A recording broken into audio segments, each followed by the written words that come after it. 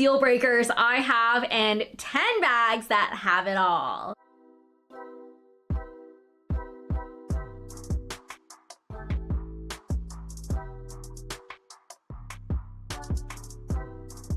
Hi guys, welcome back to my channel. My name is Celesta. We talk about all things luxury shopping and handbags.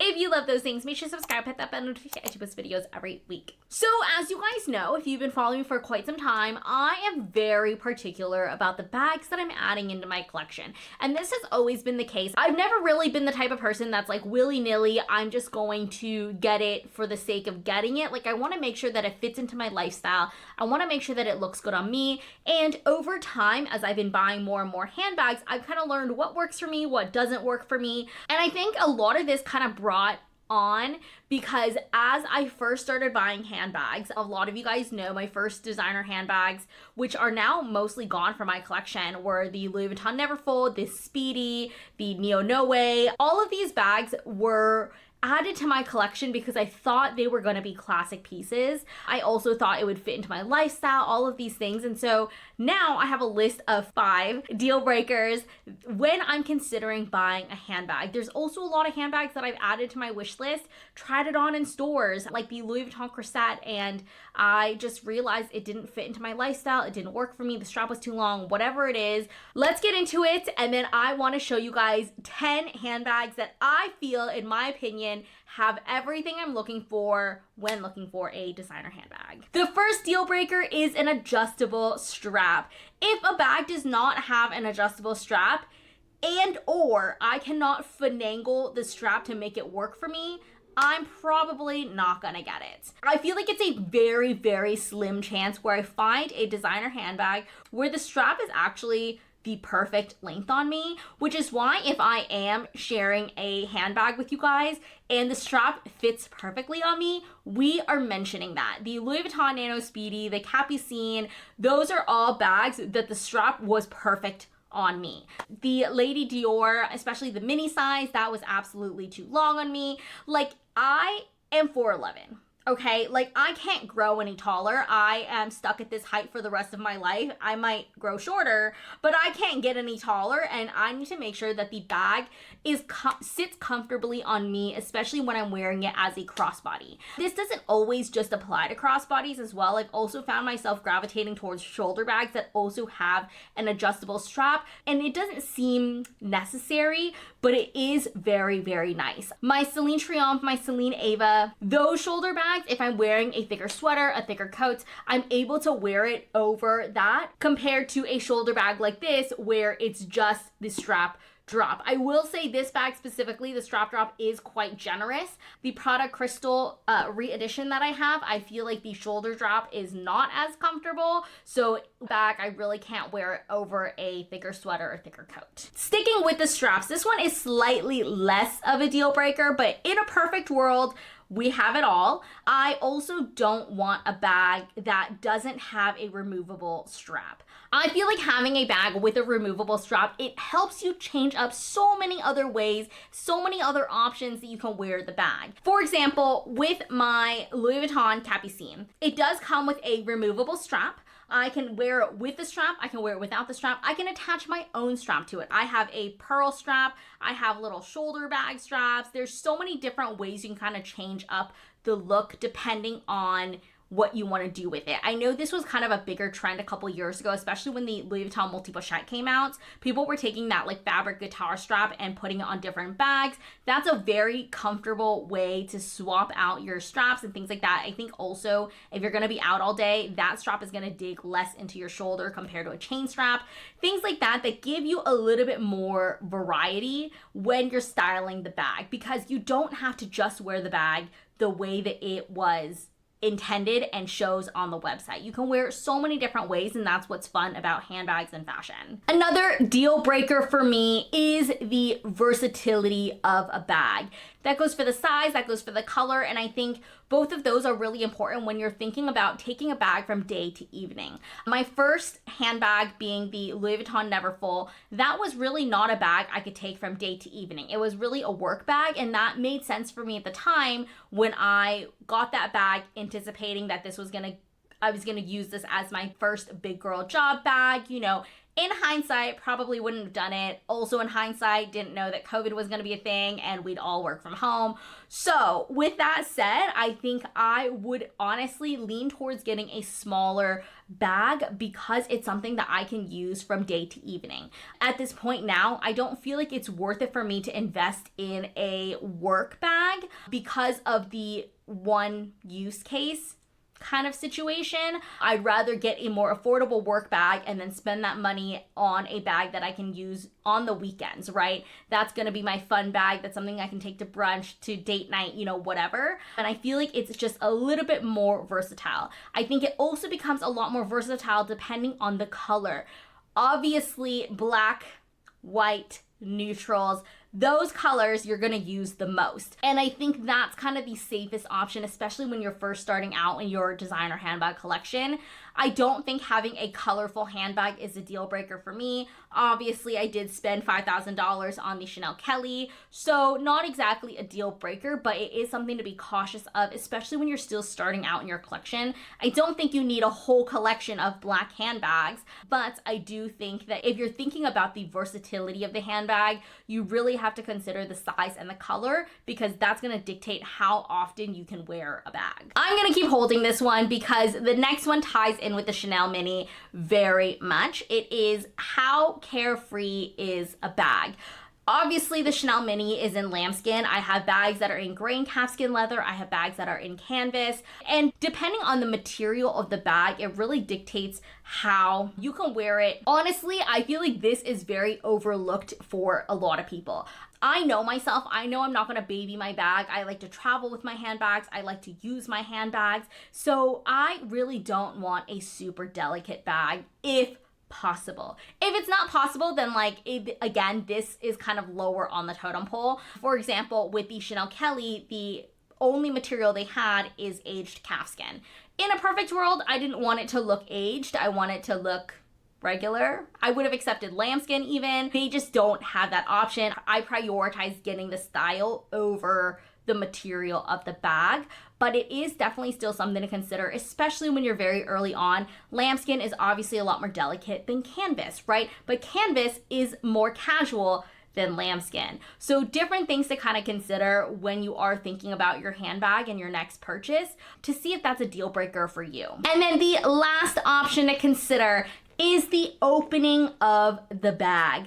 I have had so many bags over the years where it is just fussy to get in and out of. And I'm not exactly the on the go type of person. I'm considering the person who is on the go, someone who has 3 kids, trying to go to the grocery store, also holding this and a bunch of other stuff, making sure the kids aren't running around. That's what I'm envisioning. And I'm nowhere near that. And I still feel like certain bags that I have are a little bit fussier than others. For example, the Dior DJoy, you do have a flap to open it up. The Chanel notoriously has the twist lock. I used to have the Celine belt bag, and that bag was so awful to open and close because you had to stick the leather through the little front straps, and then over that, once you lift it up, there's actually a zipper closure, which I almost never used because the bag itself was already too secure. I know the bigger sizes it was kind of like a pull down and then you lift up versus the small size that I had, the nano size, it was magnetic. Even then, it was annoying to get in and out of. I also tried on the Louis Vuitton corset where if the bag was empty, I think this is similar to the Pochette Métis as well. If the bag is empty, it's hard to push the bag in to get it to close. It's things like that you don't really think about, but once you try it on, it might be a deal breaker for you, and it definitely was a deal breaker for me for quite a few bags. Okay, we have rambled long enough. I wanted to show you guys 5 handbags in the luxury fashion category, as well as 5 more affordable handbags that, in my opinion, have it all. We're gonna rapid fire through this, starting with the Prada Clio. I actually just sold this, but I feel like it had it all. The reason I sold it is not because it didn't have it all. The reason I sold it is because I didn't use a gold bag and I felt like it was very seasonal for me. However, this bag can be worn as a shoulder bag. It can be worn as a crossbody. It has the adjustable straps. It is removable, and overall a very comfortable, lightweight bag that you can transition from day to evening. The next bag I also want to include is the Bottega Parachute. I know this is pretty comparable to the Bottega Andiamo. I do feel like this one is slightly elevated elevated and a little bit more versatile compared to the Andiamo, because this one does come with an adjustable crossbody strap. You can wear this as a shoulder bag. I love how generous the strap drop is for this, but at the same time, you can also wear it crossbody and sling it over your shoulder on days that you don't feel like wearing a shoulder bag. And I think based on the size alone, this is a really good size you can, again, take from day to evening. Celine also released a new teen Lulu. This retails for just around $1,850, $1,900. It comes in a couple colors right now, and it's kind of this like crescent shaped bag. You can wear it as a shoulder bag. It also comes with a crossbody strap as well. I think for the price point and the all leather aspect of the bag, it's a really good price point. Loewe has the puzzle fold shoulder bag. Not only is this an amazing price point, in my opinion, this is $1,750 for an all leather handbag. I think we can all agree that Loewe quality is, you know, a little bit better than some of the other brands that might be a little bit more expensive. So I think for the price point, it's amazing. I think the versatility is there. You're still having that security with a zipper closure. However, it's still easy to get in and out of if you need to. This is something you can wear as a shoulder bag, you can wear as a crossbody, and I think depending on the color, you can dress this up or dress this down. Overall, I think for the price point, this is an amazing, amazing style to add to your collection. And last but certainly not least, we had to pick one option from Louis Vuitton. And I kind of went back and forth because I do love my Louis Vuitton Easy Pouch, as you guys know. But if I were to recommend a style that I feel like has it all, which I do feel like the Easy Pouch does, I think it's going to be the Wallet on Chain Ivy, simply because it is slightly bigger than the Easy Pouch. This one is a little bit thicker than the Easy Pouch, so you can fit a little bit more stuff in there. I also really like that this comes with a canvas option or a leather option. It depends on whether you want something to be a little bit more logos, casual, you know, whatever, versus the leather one. In my opinion, I think I would choose the leather one, but that one can be dressed up or dressed down, and I think that's a really good option to have, along with the multiple straps that this bag comes with and the option to swap out the straps and add in your own. Moving over to 5 affordable styles, we have to talk about the Songmont Luna. I kind of went back and forth whether I wanted to recommend the Songmont Luna or the Pelen Numero 10. I do love both, and both of mine are kind of different colors, so I justified keeping both, if that makes sense. But if you're looking for something under $500, this one is $350. You can wear it pinched in as a little top handle. You can also wear it as a crossbody, as a shoulder bag. I think this has more, like, there's more ways to style this bag compared to the Pelen. The Pelen is really crossbody or shoulder bag, versus this one, you can pinch it in, turn it into a little dumpling, and I think that is really unique about this bag. The next style I wanted to talk about is Freya. This is actually one of the few shoulder bags that I don't have from Freya. I do have a pretty large Freya collection, and this is literally called the mini shoulder bag. I did see this on my friend who used to work at Freya, and this is a really good size. I think she did take this to an event, but inside this bag, she had her camera in there, she had a bunch of other stuff that I think it fits a lot more than you think it does. It also has a shoulder bag and a crossbody strap, so again, gives you a little variety of how you can style this bag.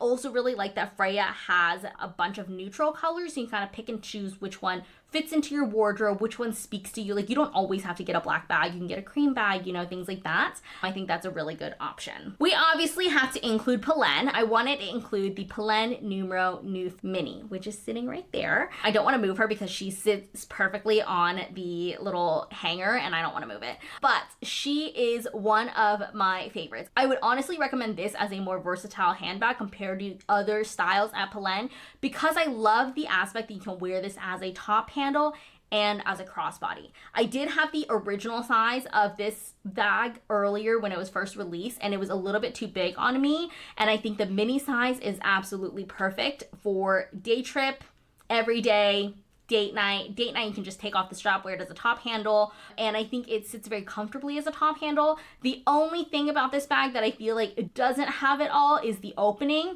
It really depends on your size of your hand, I think, and how comfortable you are getting in and out of that bag. I think that bag, the hole is a little bit smaller, so if you do have smaller hands, then it shouldn't be a problem. The next bag I wanted to showcase is from Strathberry. This is the East West Mini. I think this is an iconic style of Strathberry, and I think this isn't really talked about enough. I do see it it on Royals, and I think this is a very good price point. I think if you're looking for a little bit of a dressier handbag, this is her. I definitely think you can dress this down, but I think it has more of an option to dress this up. While this doesn't have an adjustable strap, I do feel like the strap is a little bit long on me. You can still kind of finagle the strap underneath the bag. Here, I usually just use a ribbon, tie it together, shorten the strap a little bit. And again, overall, very easy to get into, and I think a very versatile handbag for around $600. The last handbag we have to talk about is from Coach. There's a lot of new styles kind of floating around with Coach, and when I'm considering a handbag, I want to make sure that it checks off all the boxes.